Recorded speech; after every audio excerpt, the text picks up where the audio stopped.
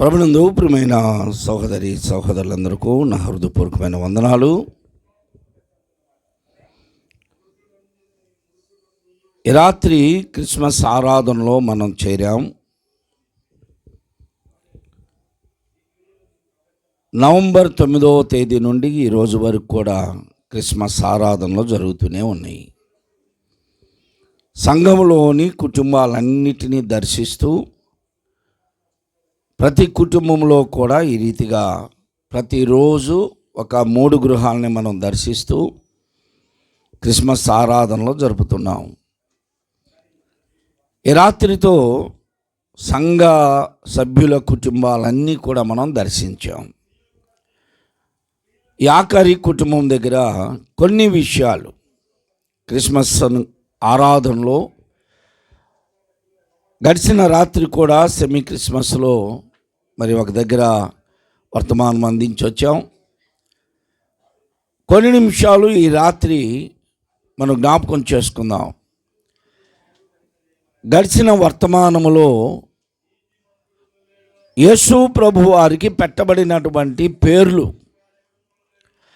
యెషయా గ్రంథము 7వ అధ్యాయము 14వ వచనములో ప్రవక్త ద్వారా ప్రవశింప చేయబడినటువంటి ఒక పేరును ఎందుకు యేసు ప్రభు వారికి పెట్టలేదు అని దాని వివరణ కొంత మొదటి వర్తమానంలో చెప్పాను.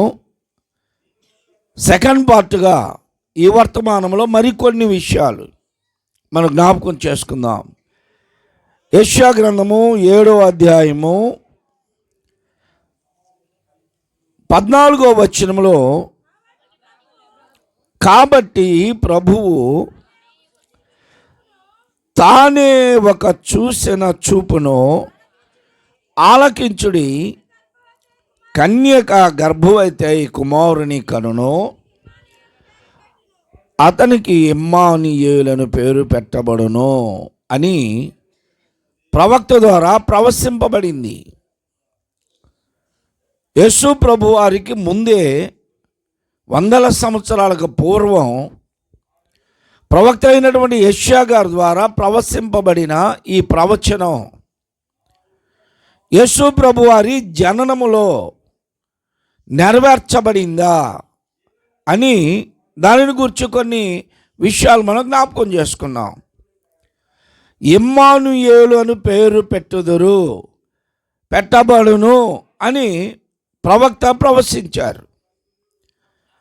ఆ ప్రవక్త ప్రవశించినటువంటి ఆ పేరు ఎప్పుడు పెట్టారు? యేసు ప్రభు జన్మించినప్పుడు జన్మకు పూర్వమే గాబ్రియేలు గారు భూలోకంలోనికి దిగి వచ్చినప్పుడు కన్య అయినటువంటి మరియమ్మ గారిని దర్శించినప్పుడు మత్తయి సువార్త 1వ అధ్యాయంలో మనం చూస్తే 21వ వచనంలో నుండి ఆమె ఒక కుమారుని కనును తన ప్రజలను వారి పాపముల నుండి ఆయనే రక్షించును గనుక ఆయనకు యేసు అను పేరు పెట్టుదువు. యేసేపు గారికి దర్శనమిచ్చినప్పుడు కూడా అదే మాట చెప్పబడింది. వారు నిజంగానే యేసు ప్రభు వారు పుట్టినప్పుడు 8వ దినమున సున్నతి కార్యము చేసి దేవుని దూత అయిన గాబ్రియేలు గారి ద్వారా చెప్పబడినటువంటి యేసు అను పేరు వారికి యేసు ప్రభు వారికి పెట్టినట్లుగా మనం చూస్తున్నాం. మరి ప్రవక్తల ప్రవచనాలు నెరవేర్చబడుతున్నటువంటి తరుణంలో ప్రవశించినటువంటి ప్రవక్త చెప్పిన పేరును ఇమ్మానుయేలు అనే పేరును ఎందుకు పెట్టలేదు, కారణం ఏమిటి అనే విషయాన్ని మనము చూస్తున్నాం. ఇమ్మానుయేలు అనే పేరుకు దేవుడు తోడు లేక దేవుని తోడు, దేవుని తోడు నీకుంటుంది, దేవుడే నీకు తోడు ఉంటాడు అని అర్థం. అది ఆ పేరుగా పెట్టబడాల. యేసు అని పేరు పెట్టారు. యేసు అనే పేరుకి అర్థం రక్షకుడు, రక్షించును, రక్షణ అని అర్థం వస్తుంది. మరి దేవుని తోడు, రక్షకుడు రెండిటికి వ్యత్యాసం ఉంది. మనుష్యునికి తోడుగా దేవుడు రావాలి, మనుష్యుని రక్షించాలి. ఇది దేవునికి తోడుగా రావడం వేరు, మనిషిని రక్షించడం వేరు. దేవుడు ఎప్పుడూ తోడుగానే ఉన్నాడు. పాత నిబంధన గ్రంథములో భక్తులందరినీ మనము చూసినప్పుడు వారు ఏ పరిస్థితులలో ఉన్నా దేవుడు ఖచ్చితంగా తోడుగా ఉన్నాడు. దేవుని గుణలక్షణములను చెప్పే మాట అది. దేవుడు ఎప్పుడు సహాయకుడుగా ఉంటాడు, దేవుడు ఎప్పుడు తోడుగా ఉంటాడు, దేవుని సహాయము నీకు తోడుగా ఉంటుంది అని దేవుని యొక్క గుణలక్షణము చెప్పబడింది ఆ పేరులో. యేసు అనేటువంటి పేరు రక్షకుడు అంటే నీవున్నటువంటి పరిస్థితుల నుండి విడిపించేవాడు, నీ స్థితి నుండి ఆయన తప్పించువాడు, నీవున్న ఆపదలో నుండి రక్షించేవాడు, నీ పాపములో నుండి రక్షించువాడు అని యేసు అని పేరుకు అర్థం. ప్రియ సహోదరి సహోదరులారా, కొన్ని సందర్భాల్లో దేవుడు సందర్భాన్ని బట్టి మనుషుల పేర్లు మార్చినట్లుగా మనము చూస్తాం. దేవుడు తానే అబ్రహాం గారితో మాట్లాడుతూ, ఇక నుండి నీవు అబ్రహాం అనబడవు, అబ్రహాం అనబడతావు. అంటే అబ్రహాం అనేది 3 అక్షరాలు, అబ్రహాం అనేది 4 అక్షరాలు. పరిపూర్ణత లేదు, సంపూర్ణత లేదు. కాబట్టి సంపూర్ణతలోనికి తీసుకొని వచ్చాడు. ఆ పేరులో అబ్రహాం అని పిలవడంలో కాదు, ఇప్పుడు అబ్రహాం అనబడతావు అని పేరు మార్చాడు. శారాయి అంటే తల్లికి శారా అని మార్చాడు. ఇప్పుడు వారి పేర్లు ఎలా మార్చబడ్డాయో ఈ రోజున టీవీల్లో జాతకాలు, జాతరత్నాలు, వాస్తులు చెప్పేవాళ్ళు కూడా ఇవే చూపిస్తున్నారు. బైబిల్లో దేవుడే, యెహోవా దేవుడే తన భక్తులకు పేర్లు మార్చారు. కాబట్టి నీ కలిసి రావట్లేదా, నీ పేరులో ఒక అక్షరం కట్ చేసుకో, నీ పేరుకు ఒక అక్షరం కలుపుకో అని చెప్తూ ఉంటారు. వాళ్ళు ఏదో అంటారు ఇంగ్లీషులో న్యూమరాలజీ, ఆస్ట్రాలజీ వాళ్ళు చెప్తూ ఉంటారు. ఒకసారి నాకు ఫోన్ చేశారు, సార్ మీ పేరు చాలా పొడుగ్గా ఉందండి అన్న. నా పేరు మీకు ఎలా తెలుసండి అన్న. నెంబరు ఫోన్ చేస్తే మీ పేరు పడుతుంది కదా అన్నారు. నా పేరులో అక్షరాలు లెక్క పెట్టారు. 7 ఎక్కువ ఉన్నాయి నీ పేరుకి, సమర్పణరావు అంటే 7 ఎక్కువ ఉన్నాయండి, ఒక ఏ కట్ చేద్దామా అన్నారు. ఎక్కడ కట్ చేస్తారు చెప్పండి అన్న. ఎక్కడ కట్ చేసినా అసంపూర్ణమైపోద్ది నా పేరు.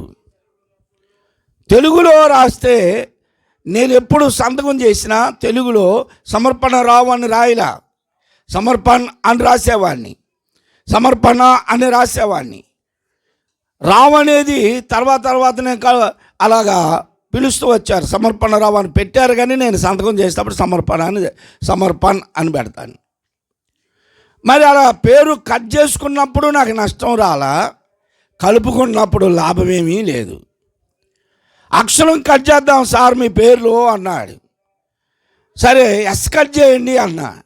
ఎస్ కట్ చేస్తే పిలవగలరా? లేదు కదా. కాబట్టి నా పేరు పరిపూర్ణమేనండి, సంపూర్ణంగా ఉంది, ఏం కట్ చేయాల్సిన పని లేదంటే మీకు కలిసి రాదండి అన్నాడు. పర్వాలేదు అన్నాను. ఎలాగున దేవుని ఉద్దేశం వేరు. దేవుడు ఎందుకు వారిని అలా ఆ పేర్లు కట్ చేశారు అంటే, వారు కొలుస్తున్నటువంటి దేవతల పేర్లు అవి. వారు ఉన్నటువంటి దేశంలో వారు మ్రొక్కి కొలుస్తున్న దేవతల పేర్లు కనుక వాటిని మార్చేశాడు దేవుడు. యాకోబుకు పేరు మార్చాడు దేవుడు. యాకోబు స్వభావం మారింది కనుక పేరు కూడా మార్చేశాడు. స్వభావం మారింది, అతని యొక్క స్థితిగతులు మారినాయి. అప్పటి వరకు ఉన్నటువంటి స్థితి వేరు. ఇక నుండి నీవు ఇప్పుడు ఒక నూతన జనాంగముగా బయలుదేరుతావు, ఒక నూతన వ్యక్తిత్వంతో బయలుదేరుతావు. నీ చూపు మారిపోద్ది, నీ మాట మారిద్ది, నీ నడక మారిద్ది, నీ గుణ లక్షణములు మారిపోతే గనక ఇక మీదట నీవు యాకోబు కాదు ఇశ్రాయేలు అన్నాడు. అలాగనే సీమోనుతో అన్నాడు, సీమోను బర్యోనా నీవు పేతురు అనబడదు అన్నాడు. సీమోను అంటే ఇసుక రేణువు, ఇసుక రేణువు అని సీమోను అంటే. అందుకని ప్రభు అన్నాడు, ఇక నుంచి నువ్వు ఇసుక రేణువు కాదయ్యా, పేతురు అంటే రాయి, నీవు ఇసుక రేణువు లాంటి వాడిని రాయిగా చేస్తానన్నాడు. ఆ రాయిని తీసుకొచ్చి బండతో అతుకు పెడతానన్నాడు. బండ మీద పెట్టి కట్టి నా సంఘముగా నిలబెడతానన్నాడు.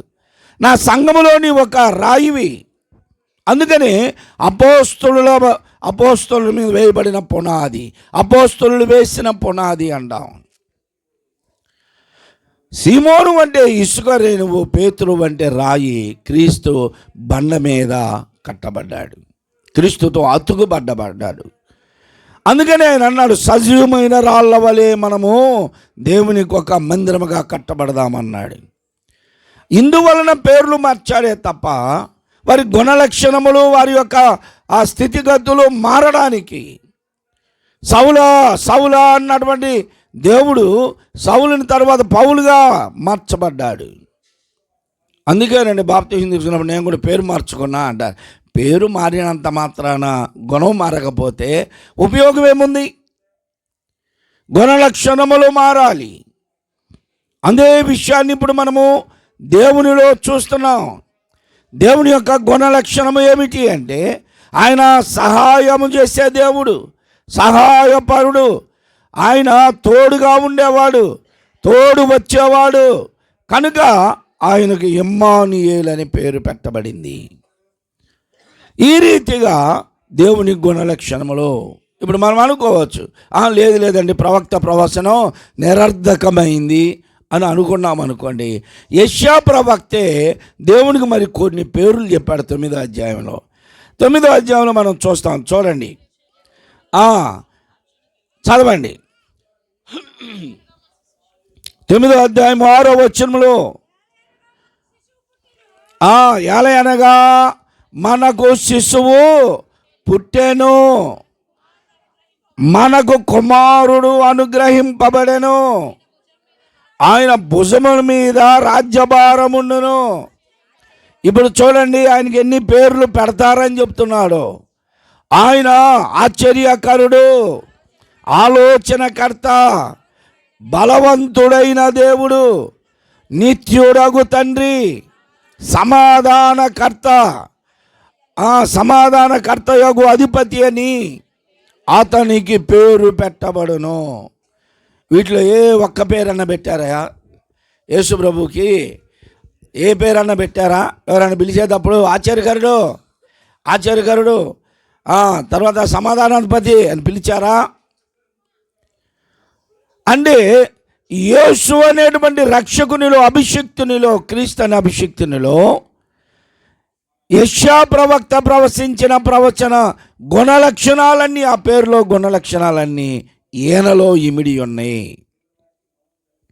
కొన్ని సందర్భాల్లో మన పిల్లల్లో లేకపోతే ఎవరినో మనం చెప్పుకున్నప్పుడు ఎంత ధర్మదాత అండి, ఆయన ఎంత మంచోడండి అంటాం. అంటే అది గుణలక్షణాలను బట్టి. ధర్మం చేస్తున్నాడు కనుక, దాతృత్వం కలిగిన వాడు కనుక అతనిని ధర్మదాత అన్నారు, ధర్మకర్త అన్నారు. లక్షలు దారబోసి సత్రాలు కట్టిస్తారు, లక్షలు దారబోసి అన్నదానం చేస్తారు. ధర్మకర్తలు, ధర్మదాతలు అంటారు. వాళ్ళ పేర్లు కాదవి, వాళ్ళ గుణలక్షణములు. చాలామంది మంచివారుగా, చాలా మహనీయుడయ్యా, దేవుడయ్యా అంటారు. వారు దేవుళ్ళు కాదు. అంటే దేవునికి ఉండే గుణలక్షణము, మంచితనము, ఇవన్నీ కూడా అతనిలో ఉన్నాయి అని చెప్తారు. ఇప్పుడు ప్రవక్త అయిన యెషయా గారు కూడా ఇదే విషయాన్నే చెప్పాడు. అతని గుణలక్షణములు ఆశ్చర్యకరుడు. ఆయన ఎంత ఆశ్చర్యకరుడు అంటే ఆ మహాబలవంతుడు, బలమైన కార్యములు ఆశ్చర్యంగా చేస్తాడు. చేయలేదా దేవుడు? తన పిల్లలైనటువంటి ఇశ్రాయేలీయుల మధ్యలో ఎన్ని బలమైన కార్యాలు ఆశ్చర్యంగా చేశాడు. ఎక్కడైనా సరే బండలో నుండి నీరు తెప్పించగలమా మనము? ఏ వ్యక్తి, ఏ మనుష్యుడు తెప్పించాడు? బండతో మాట్లాడగానే నీళ్ళు వచ్చినాయి. బండ దగ్గరికి వెళ్ళి మోషే గారు ఆ బండను కొట్టమన్నాడు, మా ప్రజలకు నీళ్లు కావాలి రప్పించు అంటే బండలో నుండి నీళ్లు తెప్పించాడు. ఇది ఆశ్చర్యమైన కార్యం కాదా? బలవంతుడు కదా దేవుడు. సముద్రమును తూర్పు గాలి చేత చీల్చాడు, మార్గమును ఏర్పరిచాడు. బలవంతుడు ఆయన. తన ప్రజలకు బలమునిచ్చేవాడు. ఆ బలము చేత శత్రువులని చిత్తుగా ఓడించాడు. ఆలోచనకర్త. ఆపద సమయంలో తన బిడ్డలకు ఆలోచన ఇస్తాడు దేవుడు. ఇవన్నీ ఆయన గుణలక్షణాలు. సమాధానాధిపతి ఆయన. ఎక్కడైతే సమాధానం లేదో అక్కడ యేసు ప్రభు ఉంటే, దేవుడు ఉంటే అక్కడ సమాధానం ఖచ్చితంగా ఉంటుంది. దేవుని యొక్క గుణలక్షణములు చెప్పబడినవి. ఈ పేరులో ఏది ఆయనకి పెట్టలేదు, కానీ ఆయన గుణలక్షణాలు అవి. ఇర్మియా ప్రవక్త కూడా ప్రవశించాడు. దేవునికి పెట్టబడే పేర్లని ఇర్మియా ప్రవక్త 23వ అధ్యాయము 56వ వచనం చూడండి. ఇర్మియా గ్రంథము 23వ అధ్యాయము. ఇక్కడ కొన్ని పేర్లు ప్రభువుకు పెడతారని చెబుతున్నాడు. చూడండి, కలిపి రాశాను అందుకని 56. 23వ అధ్యాయము 5వ వచనం 6వ వచనం.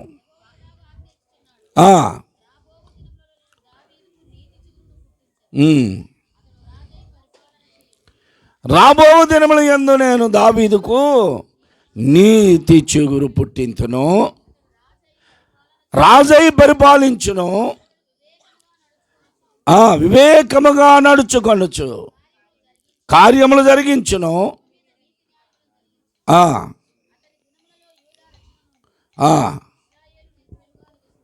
అతనికి సిగురు అనే పేరు పెట్టబడును అని, నీతి అని అతనికి పేరు పెట్టబడును అని ఇర్మియా ప్రవక్త ప్రవశించాడు.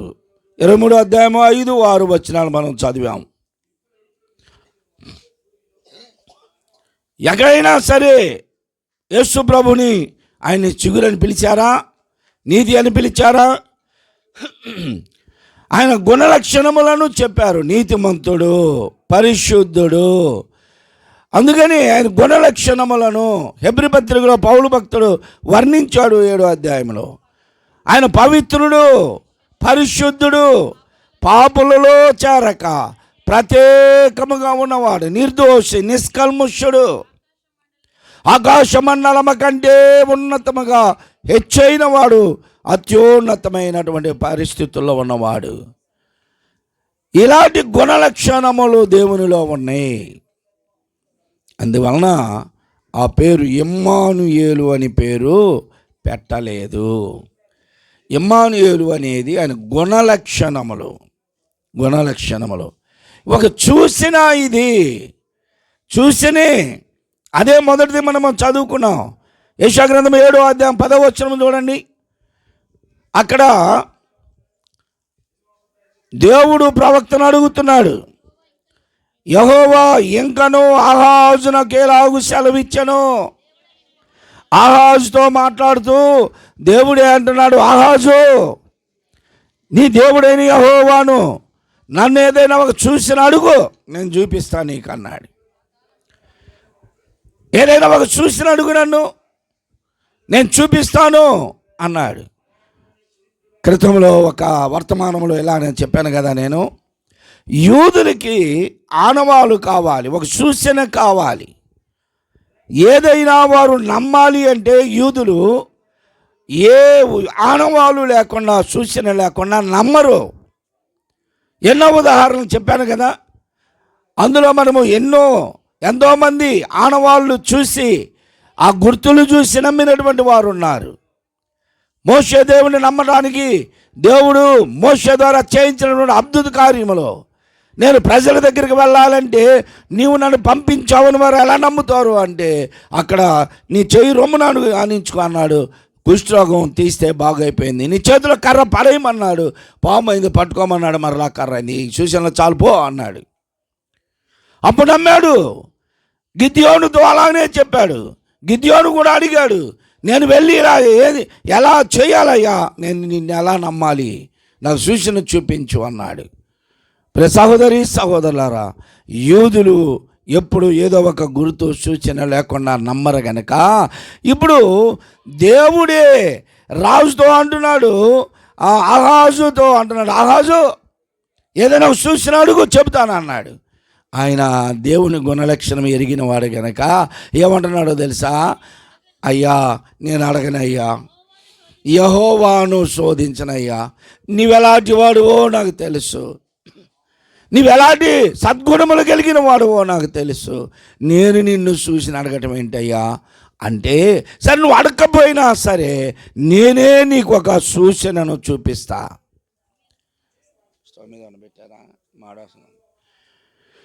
నేనే మీకు ఒక సూచన చూపిస్తానన్నాడు. ఏమిటి ఆ సూచన?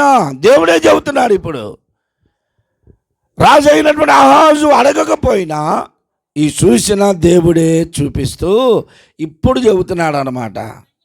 కన్యక గర్భవతి అయి కుమారుని కనును. కన్యక గర్భవతి అయి కుమారుని కనును. ఆశ్చర్యపోయాడు. అవునా, ఎలాగంటుందయ్యా? కాబట్టే ఆశ్చర్య కార్యములు చేసేది నేను, ఆశ్చర్యకారుడిని, బలవంతుడైన దేవుణ్ణి. ఇవన్నీ జరుగుతాయి. కన్యక గర్భవతి కుమారుని కంటుంది, ఇదే చూసేనా నీకు అన్నాడు. కాబట్టి దేవుడు ఇమ్మానుయేలు అంటే దేవుని తోడు, లేక దేవుడు నీకు తోడు. లేరా మనం పాత నిబంధన గ్రంథంలో నుండి చూసుకుంటా వస్తే ఇశ్రాయేలు ప్రజలతో దేవుడు తోడుగా ఉన్నాడు. మనం పాట పాడతాం కదా, ఇశ్రాయేలు సైన్యమునకు ముందు నడచిన దైవమా, నేడు మాతో కూడా నుండి మమ్ము నడిపించుమా. ఇశ్రాయేలు ప్రజలతో తోడుగా ఉన్నాడు, ఇశ్రాయేలును నడిపించాడు, ఇశ్రాయేలుల మధ్యలో ఉన్నాడు. పగలు మేఘస్తంభముగా, రాత్రి అగ్నిస్తంభముగా దేవుడు వారికి తోడుగా ఉండి వారిని నడిపించాడు. ఎలాగూ అంటే మందస్సమును చేయమన్నాడు, మందస్సముతో పాటు నేనుంటానన్నాడు.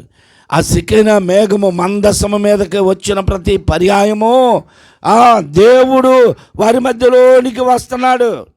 మందస్సం అంటే దేవుని తోడు అని అర్థం. అందుకని ఇశ్రాయేలు ప్రజలు ఎక్కడికి వెళ్ళినా మందసమును మోసుకొని వెళ్ళారు. వారికి ధైర్యం, దేవుడు మాతో ఉన్నాడు, దేవుని తోడు మాకుంది. మందసమును ముందు పెట్టుకొని యుద్ధములు చేశారు వారు. దేవుడు చెప్పినప్పుడు యుద్ధం చేస్తే వారు గెలుస్తున్నారు. వారి సొంత ప్రయత్నములతో దేవునికి వ్యతిరేకంగా బ్రతుకుతూ, పాపములో జీవిస్తూ, లోకములో జీవిస్తూ, వారు అన్యాచారములు, అన్యక్రియలు చేస్తూ, దేవునికి రావలసిన మహిమ వీరు అనుభవిస్తూ, దేవునికి చెందవలసిన ఆ హోమధోమ నైవేద్యములు వీరే ముందు తింటూ ఉన్నప్పుడే దేవుడు ఏలీ కుమారుల కాలంలో వారిని మోత్తాడు. మందసం వారి మధ్యలో ఉన్న అపజయం పాలైపోయారు, కత్తిబాత చనిపోయారు. కొన్ని సందర్భాల్లో దేవుని తోడు నీకున్నా నీవు ఎక్కువగా దీవించబడలేకపోతున్నావు, ఆదరించబడలేకపోతున్నావు. నీ కార్యములు ఎందుకో వెనుకంజ వేస్తున్నాయి, నీవు అనుకున్నట్లుగా ఏమీ జరగలేకపోతుంది. కారణం ఏమిటి? నువ్వు దేవునిలోనే ఉన్నాను అనుకుంటున్నావు, కానీ దేవునికి వ్యతిరేకంగా ఉంటున్నావు, దేవుని పనికి వ్యతిరేకంగా ఉంటున్నావు. ఈ ఏలీ కుమారులు ఏ రీతిగా దేవునికి బలి అర్పిస్తే మొట్టమొదట వీరే తింటున్నారని, అందువలన దేవుడు వారిని మొత్తాడు. ఇది నానా దేవునిలో ఉన్నాను అనుకుంటూ దేవునికి వ్యతిరేకంగా ఉంటున్నావా? దేవుని కార్యములకు వ్యతిరేకంగా ఉంటున్నావా? ఇమ్మానుయేలు దేవుడు నీతో ఉన్నాడు, నీలోనే ఉన్నాడు, నీతో కూడా వస్తాడు. కానీ దేవునికి వ్యతిరేకమైన కార్యములు నీలో జరిగినప్పుడు దేవుడు ఎప్పుడూ కూడా నీకు సహాయం చేయడు. అదే విషయం ఇక్కడ. దేవుడు తోడుగా ఉన్నాడు ఇశ్రాయేలు ప్రజలకి. దానియేలు సింహముల బోనులో వేయబడినప్పుడు దేవుడు తోడుగా ఉన్నాడు కనుక సింహములు అతన్నేమీ చేయలేకపోయినాయి. అగ్నిలో వేయబడిన షడ్రక్ మేషక్ అబేద్నెగోలు ముగ్గురు వేయబడితే నాలుగో వాడుగా వారికి తోడుగా ఉన్నాడు. ఇమ్మానుయేలు కాదా? దానియేలుతో ఉన్నది ఇమ్మానుయేలు కాదా? షడ్రక్ మేషక్ అబేద్నెగోలతో ఉన్నది ఇమ్మానుయేలు కాదా? ఎక్కడో గోతిలో నుండి తీసి రాజగృహమునకు అమ్మి వేస్తే బానిసగా ఉన్న యోసేపుకు తోడుగా ఉంది ఇమ్మానుయేలు కాదా? అలాంటి ఇమ్మానుయేలు గుణలక్షణములు కలిగిన దేవుడే ఇప్పుడు ఆ యోసేపు గారిని సింహాసనం మీద కూర్చోబెట్టాడు. ఇలా మనం చెప్పుకుంటూ వెళితే ఎంతోమందికి దేవుడు తోడుగా ఉన్నాడు. ఇంకొక పాట మనం పాడుతూ ఉంటాం, దేవుడు మనకు ఎల్లప్పుడూ తోడుగానున్నాడు, తోడుగానున్నాడు. దేవుడు మనకెప్పుడు తోడుగా ఉన్నాడు. ఎన్ని సందర్భాల్లో ఎంతమందిని మనం ఇలా తీసుకున్నా ఇమ్మానుయేలు అనే దేవుడు తోడుగా ఉన్నాడు. కాబట్టి దేవుని గుణలక్షణములను వర్ణించే పేర్లు అవన్నీ. ఇమ్మానుయేలు అంటే దేవుడు తోడుగా ఉంటాడు, ఆశ్చర్యకరుడు, ఆలోచనకర్త, నిత్యుడగు తండ్రి, సమాధానమునకు అధిపతి అని ఆయనకి పేరు పెట్టబడును అన్నారు. అని పేరు పెట్టలేదు, కానీ ఆయన గుణలక్షణములు అవన్నీ. ఆయన నీతి చిగురు అని పేరు పెట్టబడును అన్నారు. లేదు, ఆయన నీతిమంతుడు, నిర్దోషి, ఇవన్నీ ఆయన గుణలక్షణములు. అందుకనే పౌలు భక్తుడు కూడా హెబ్రీ పత్రికలో చెప్పాడు. ఈ రీతిగా మనం చూస్తే యేసు అని పేరు అని మరియమ్మ తల్లి దగ్గరకు వచ్చి గాబ్రియల్ గారు ఏం చెప్పాడు? ఆయనకు యేసు అని పేరు పెట్టుదువు. అలాగని యేసేపు గారి దగ్గరికి వచ్చి కూడా ఆయనకి యేసు అని పేరు పెట్టుదువు అని చెప్పబడింది. ప్రియ సహోదరి సహోదరుడా, ఇలాంటి మనకు తోడుగా ఉండి ఆశ్చర్యమైన కార్యాలు, బలమైన కార్యాలు చేసే నీతిమంతుడు, సాత్వికుడు, దీనుడు, అలాంటి ప్రభువు రక్షకుడుగా భూలోకంలోనికి వచ్చాడు. పేతురు నీటి మీద నడుస్తూ భయపడినప్పుడు ఆయన ముందు రక్షకుడు ఉన్నాడు, ఆయనతో ఇమ్మానుయేలు ఉన్నాడు. ఎందుకు భయపడుతున్నావు అన్నాడు. అల్ప విశ్వాసులారా అని గద్దించాడు. మీ విశ్వాసం ఎక్కడుందని గద్దించాడు. నేను మీతో కూడా ఉన్నాను కదా, మీ దోణులోనే ఉన్నాను కదా, ఎందుకు భయపడుతున్నారు అన్నాడు. ఆయన ఎప్పుడూ తోడుగానే ఉన్నాడు. ఇలాగా మనము ఎన్నో విషయాలు చెప్పుకోవచ్చు. కాబట్టి ప్రియా సహోదరి సహోదరులారా, లోకాసువార్త 1:28 చూడండి. లోకాసువార్త 1:28. ఇప్పుడు ఇక్కడ చెబుతున్నటువంటి మాట వినండి. దయాప్రాప్తురాలా నీకు శుభము, ప్రభువు నీకు తోడై ఉన్నాడని చెప్పింది. ఇప్పుడు యేసు ప్రభు పుట్టినప్పుడు కదా మనం ప్రభు అన్నది. దేవుణ్ణి ప్రభువు అంటుంది. ఇప్పుడు గాబ్రియల్ గారు అంటున్నాడు, ప్రభువు నీకు తోడుగా ఉన్నాడు. అంటే ఆ ఇమ్మానుయేలు అనేటువంటి దేవుడు నీకు తోడుగా ఉన్నాడు. బైబిల్ చాలామంది విమర్శిస్తున్నారు, వినండి. బైబిల్ తెలుగు ట్రాన్స్లేషన్ చేసే సమయంలో కొంతమంది అన్యుల్ని పెట్టారు, హిందూ సహోదరులను పెట్టారు. బైబిల్ పండితులు ఆ దినాల్లో లేరు. సంస్కృత పండితులు, విద్యార్థులుగా ఉన్నటువంటి వారిని పెట్టి ఇంగ్లీషులో నుండి బైబిల్ ఎన్ని రకాలుగా ఎన్నిసార్లు తర్జుమా చేయబడిందో తెలుసా? ఆదిమ హిబ్రూలో నుండి గ్రీకులో నుండి లాటిన్లోకి, లాటిన్ భాషలో నుండి తర్వాత ఇంగ్లీష్లో నుండి తెలుగులో కూడా ఎన్ని రకాల భాషలు, వాడుక భాష ఇలాగా చేయబడింది. అప్పుడు తెలుగు వర్షన్ మారిపోయింది. పరిశుద్ధాత్మ నిన్ను కమ్ముకొనును అనేది కాదు అక్కడ. ఈ మధ్య ఒక దుర్మార్గుడు స్టేజ్ మీద చెబుతున్నాడు, భయంకరమైన బూతి చెబుతున్నాడు ఆ మాటకి. పరిశుద్ధాత్మ కమ్ముకొనును కాదు, అది తెలుగులో అలా పెట్టారు. పరిశుద్ధాత్మ నీకు తోడుగా ఉండను. పరిశుద్ధాత్మ తోడుగా ఉండడం, ఆవరించడం అంటే తోడు. నీ చుట్టూ కాపుదల, పరిశుద్ధాత్మ నిన్ను కాయును. అయితే వారు ఏం చేశారంటే కమ్ముకొనును అని పెట్టారు. అది మీ హిబ్రూ భాషలోనికి వెళ్ళి చూడు, పరిశుద్ధాత్మ నిన్ను కాయును అని ఉంటుంది. దేవుని వాక్కు చేత సమస్త సృష్టి జరిగితే ఇక్కడ ఆమె గర్భములో కూడా దేవుని వాక్కు చేతనే జరిగింది. దేవుని వాక్కు, అది వాక్కు చేత జరిగింది. కాబట్టి దేవుని వాక్కు చేత ఆమె గర్భం దాల్చింది. పరిశుద్ధాత్మ కాపుదల ఉంది, నీకు తోడుగా ఉన్నాడు. అంతే తప్ప పరిశుద్ధాత్మ కమ్ముకొనుట ద్వారా కాదు. తెలుగు వర్షన్లో రాంగ్ అది. పరిశుద్ధాత్మ కాయును అని ఉంటుంది. కాబట్టి ఇక్కడ అంటున్నాడు, ప్రభువు నీకు తోడుగా ఉన్నాడు. ఎవరి ప్రభువు అంటే దేవుడు నీ అధికారి, ఆయనే అధికారి, ఆయనే ప్రభువు. ప్రభు అంటే అధికారి. ఏమేమన్నది, నేనయ్యా దీనురాల్ని, ఏదైనా సరే నీ చిత్త ప్రకారమే నేను నేను నీకు లోబడుతున్నాను అంది. కాబట్టి ఆయన ప్రభువుగా ఒప్పుకుంది. ప్రభువు నీకు తోడుగా ఉంటాడు అని చెప్పింది. కాబట్టి ప్రియ సహోదరి సహోదరులారా, ఇమ్మానుయేల్ అనే పేరుకి అర్థం దేవుడు నీకు తోడుగా ఉన్నాడు, దేవుని తోడు నీకున్నది. ఇప్పుడు ఇక్కడ గాబ్రియేల్ గారు వచ్చి కూడా అదే చెప్పాడు, ప్రభువు నీకు తోడుగా ఉండను. అదే గుణలక్షణంలో యేసుక్రీస్తులోనికి వచ్చింది. దేవుడేమో ఆయన అదృశ్య రూపుడిగా ఉండి తోడుగా ఉన్నాడు, కానీ ప్రభువు శరీరధారి అయి లోకంలోనికి వచ్చి మనల్ని రక్షించాడు మన పాపముల నుండి. రెండూ ఒకటే, ఇద్దరు ఒకటే. దేవుడి మాటలు దీవించునుగాక. ఆమెన్. ప్రార్థన చేసుకుందాం. తలలు వంచండి.